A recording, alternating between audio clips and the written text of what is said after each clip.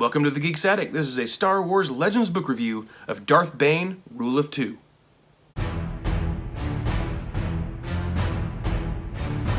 Star Wars Darth Bane, Rule of Two was written by New York Times best-selling author Drew Karpyshyn.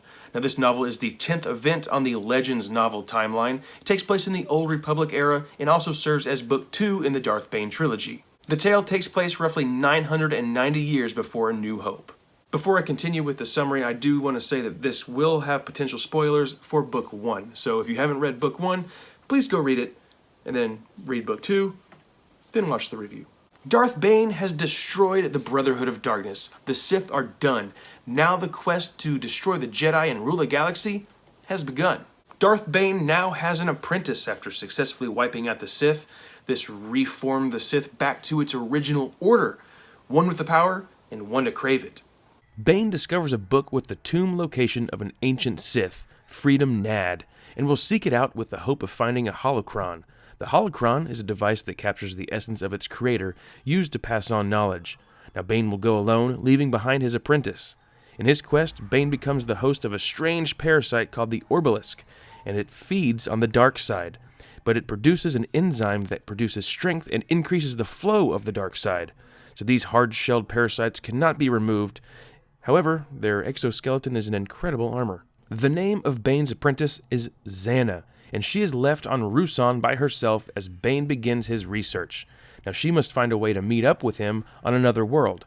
This serves as her first test by Bane. As time jumps forward, Zannah is still learning the ways of the Sith.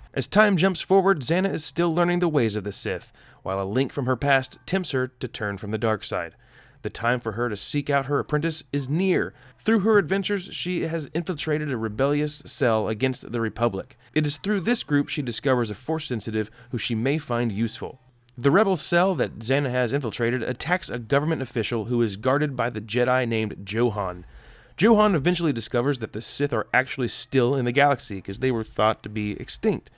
Now he will gather other Jedi to meet Bane and Zannah in a clash of lightsabers. So let's talk about characters. Once again, Drew Karpyshyn does an excellent job writing the characters, and there's quite a handful to choose from. But I'm going to talk about 4, which might be the most that I've talked about in a book review. First, let's talk about Bane. He has become so powerful, yet still craves more and more dark side energy. As the Master, he works tirelessly, non-stop at gaining more understanding of the Sith. With this knowledge, he will pass on all he learns to his apprentice, so that the Order will remain true to its origins. Up next, Zannah. Her power in sorcery is incredible. She can twist her opponent's mind, turning their fears against them, driving them mad. She's on the prowl for an apprentice of her own.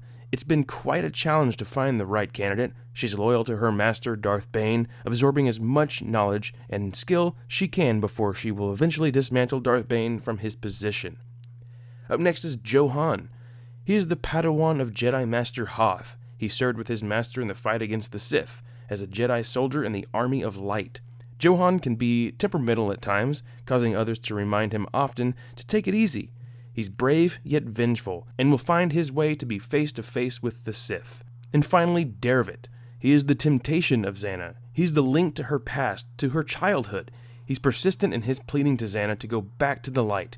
He's constantly referring to Zannah as her former childhood name, Rain. He went by the name of Tomcat in his youth. His failure as a Jedi Padawan led to darkness, but he quickly abandoned the Sith and returned to the light. Will his quest to turn Zannah from the dark side be complete? Get this book and read it so you can find out. And now for my overall thoughts. The Rule of Two is an excellent continuation in the Darth Bane trilogy. I'm just as thrilled with this read as I was with Path of Destruction. In this book, we're introduced to a new cast of characters while we do revisit some from the previous book. Bane has some nasty stuff going on with those parasites for sure. The imagery described for the Orbalisk and what they do is pretty disturbing and disgusting. Drew Karpyshyn does an incredible job at tying in new characters to the story and revisiting previous themes or locations. It reminded me of what George Lucas said about the Star Wars films. It's like poetry. The climax of the book had me on the edge of my seat.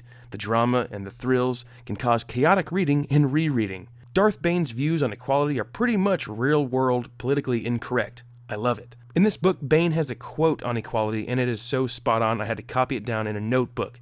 Now, that also goes to show that the dialogue in this book is legit and just right on.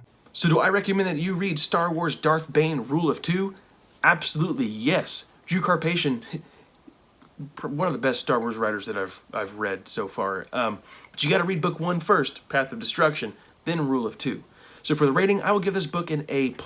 It's a brilliant tale about how one man changed the Sith destiny forever and how he shapes his apprentice. And that'll do it for this review. Hit that thumbs up, subscribe if you want to be notified when I post more videos. Check me out at thegeeksaddict.com and all social media at thegeeksaddict.